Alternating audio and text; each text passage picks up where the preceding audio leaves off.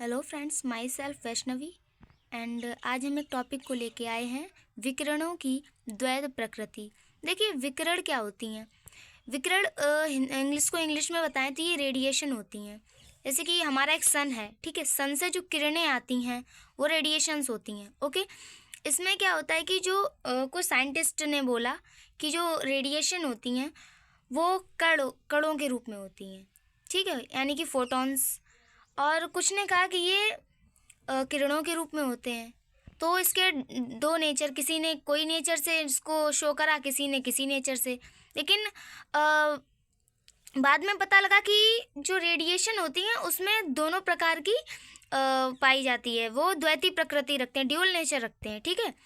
तो क्या होता है कि विकिरणों की प्रकृति जो होती है वो तरंग प्रकृति, जो विकिरण होते हैं यानी कि जो रेडिएशंस होती हैं वो तरंग प्रकृति के होते हैं, ठीक, अथवा कण प्रकृति। यह प्रश्न जो था वो लंबे समय तक भौतिक वैज्ञानिकों को परेशान करता रहा। फिर क्या हुआ कि मतलब जो प्रकाश में होने वाली अनेक घटनाओं की व्याख्या जो थी वो तरंग सिद्धांत के अनुसार हुई, लाइक व्यतिकरण, विवर्तन। हाँ, तो और काफ़ी सारी जो घटनाएं थी वो कणों के हिसाब से मतलब प्रूव हुई, लाइक विकिरण या फिर तरंग एवं कण प्रकृति इसके हिसाब से हुई।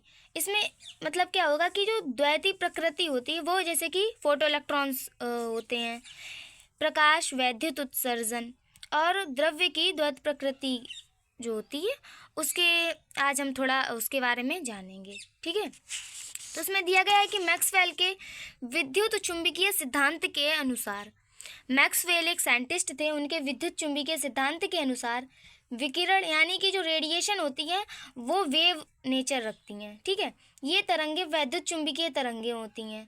ये जो तरंगे होती है वो वैद्युत चुंबकीय तरंगे होती हैं जिनके संचरण यानी कि जिनको प्रवाहित होने के लिए किसी भी मीडियम की आवश्यकता नहीं होती है। और जो प्रकाश की जो तरंग प्रकृति के आधार पर, जैसे अगर हम लोग वेव नेचर को देखें तो जो वेव्स होती हैं वेव नेचर के आधार पर जैसे कि परावर्तन, अपवर्तन, व्यतिकरण, विवर्तन तथा ध्रुवण जैसी घटनाओं की एकदम सक्सेसफुली उनको डिफाइन किया गया है, ठीक है। लेकिन जो फोटो इलेक्ट्रॉन्स होते हैं यानी कि प्रकाश वैद्युत प्रभाव और कॉम्पटन प्रभाव, इसकी जो व्याख्या थी वो कणों के आधार पर ही करी गई।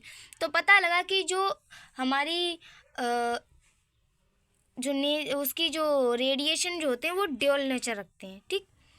अब देखेंगे इसमें क्या होता है कि मैक्स प्लांक के क्वांटम सिद्धांत के आधार पर विकिरणों की प्रकृति जो होती है वो कण प्रकृति होती है। इस प्रकार विकिरणों की तरंग प्रकृति एवं कण प्रकृति दोनों होती हैं, अर्थात विकिरण की द्वैती प्रकृति होती है, मतलब उसमें दोनों नेचर पाए जाते हैं।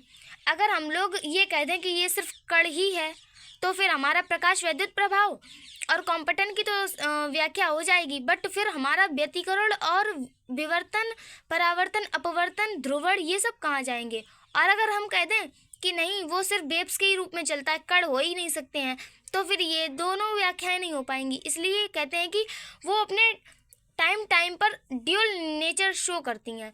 वो किसी टाइम पे कण प्रकृति शो करती हैं, किसी टाइम पे वो तरंग प्रकृति शो करती हैं, ठीक है। इसमें देखेंगे कि इलेक्ट्रॉन उत्सर्जन क्या है। देखिए, इलेक्ट्रॉन उत्सर्जन जो होती है वो इलेक्ट्रॉन इमिशन होता है। देखिए, धातुओं के परमाणु की वाह्यतम कक्षा, जैसे कि हम देखते हैं कि कोई एक एटम है, ठीक है, कोई एक, ये देखिए नाभिक है, यहाँ पे बीच में प्लस लगा, ये इसकी कक्षाएं होती हैं बाहर, ओके हैं, ये कक्षाएं हैं जब बाहर इसकी। तो इसमें देखेंगे कि जो जैसे कि अच्छा चलो देखो, ये एक परमाणु है, ठीक है, यहाँ पे इसकी, अब देखिए जो एक नाभिक होता है इसमें बहुत ज़्यादा प्लस होता है, ठीक है, मतलब प्रोटॉन्स होते हैं और ये इलेक्ट्रॉन्स होते हैं। तो प्रोटॉन इलेक्ट्रॉन एक दूसरे को क्या करते हैं, अट्रैक्ट, और इसी अट्रैक्शन फोर्स की वजह से ये एक दूसरे के मतलब ये जो इलेक्ट्रॉन्स होता है ये इसके किनारे किनारे चक्कर लगाता है, ये अपनी स्पिन में भी चक्कर लगाता है और इसके किनारे किनारे भी चक्कर लगाता है। क्यों? क्योंकि ये इसको अपने आकर्षण से बांधे हुए रखता है। लेकिन जब इसकी जो लास्ट वाली कक्षा होती है, जैसे कि देखिए ये एक नाभिक है, इसकी जो पड़ोस वाली कक्षा होगी उसके इलेक्ट्रॉन्स बहुत ज़्यादा अट्रैक्ट होंगे, वो मतलब इसको तो हटाना बहुत ज़्यादा इम्पॉसिबल, असंभव हो जाएगा। लेकिन जो सबसे लास्ट वाली कक्षा होती है उसको हटाया जा सकता है। थोड़ा सा भी इसको अगर हम लोग हीट करेंगे या कोई भी जैसे इलेक्ट्रॉन्स को दूर खींचा जा सकता है, दूसरे परमाणु की ओर आकर्षित किया जा सकता है, तो लास्ट वाली कक्षा को हम लोग कर सकते हैं। जैसे कि धातुओं के परमाणु की बाह्यतम कक्षा में उपस्थित मुक्त इलेक्ट्रॉन कम दृढ़ता से बंधे होते हैं, वो भाई उनके ऊपर फोर्स बहुत ज़्यादा कम। अब जैसे कि एक घर है, ठीक है, घर में जो बच्चे रहते हैं मम्मी पापा के साथ, जैसे कि ये बीच में क्या है, घर, और इसके बच्चे यहाँ रहते हैं, ठीक, घर में ही रहते हैं, तो बच्चों को सबसे ज़्यादा मतलब इनका माता पिता का फोर्स स्ट्रिक्ट होगा कि अगर माता पिता जो कहेंगे बच्चे वही करेंगे। बच्चे 20 किलोमीटर की दूरी पे कहीं रह रहे कुछ कॉलेज वगैरह की वजह से, तो उनका थोड़ा कम रहता है कि थोड़ा डर कम रहता है। अब बच्चा मान लिया कि कहीं विदेश रहता है तो वो तो जब चाहे जो चाहे वो कर सकता है, उसके ऊपर माता पिता का कोई फोर्स नहीं होता है। उसी तरह इलेक्ट्रॉन्स की लास्ट वाली कक्षा के जो इलेक्ट्रॉन्स होते हैं उनके ऊपर नाभिक का कोई खास बल नहीं होता है, ठीक है। इसमें देखेंगे कि किसी धातु की सतह से मुक्त इलेक्ट्रॉनों को बाहर निकालने के लिए, फ्री इलेक्ट्रॉन्स को बाहर निकालने के लिए जिस एनर्जी की रिक्वायरमेंट होती है वह उस मतलब जैसे कि कोई एक पॉट है, ठीक है, ये एक बर्तन है, ठीक है, यहाँ से हमको इलेक्ट्रॉन्स निकालने हैं, ठीक, हाँ, तो इलेक्ट्रॉन्स निकालने के लिए जिस भी एनर्जी की हम लोगों को आवश्यकता होगी वह उस मैटर का कार्यफलन, जिस पे जो हम लोग कार्य करेंगे तभी तो इलेक्ट्रॉन्स निकलेंगे, तो उसका कार्यफलन W कहलाता है, ठीक है। हम देखेंगे कि एक मतलब कि हम लोगों ने एक लगा रखा है सिस्टम, यहाँ पे बैटरी लगी हुई है, देख सकते हैं आप, और हम लोग यहाँ पे परावैंगनी प्रकाश या फिर अल्ट्रावायलेट रेज को करेंगे, तो यहाँ से क्या होगा कि जो इलेक्ट्रॉन्स होते हैं वो निकलने स्टार्ट हो जाएंगे, ठीक है। यही हमारा प्रकाश वैद्युत जो इसमें धारा होगी वो प्रकाश वैद्युत धारा होगी। देखिए, जब किसी धातु पर उपयुक्त आवृत्ति का प्रकाश डाला जाता है तो उसके पृष्ठ से इलेक्ट्रॉन उत्सर्जित होने लगते हैं और इन इलेक्ट्रॉन्स को प्रकाश इलेक्ट्रॉन तथा इस घटना को प्रकाश वैद्युत प्रभाव अथवा प्रकाश वैद्युत उत्सर्जन कहते हैं।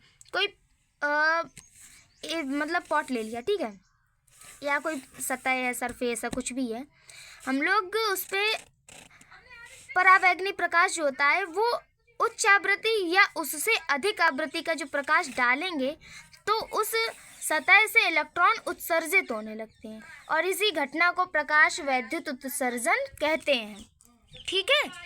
Thank you.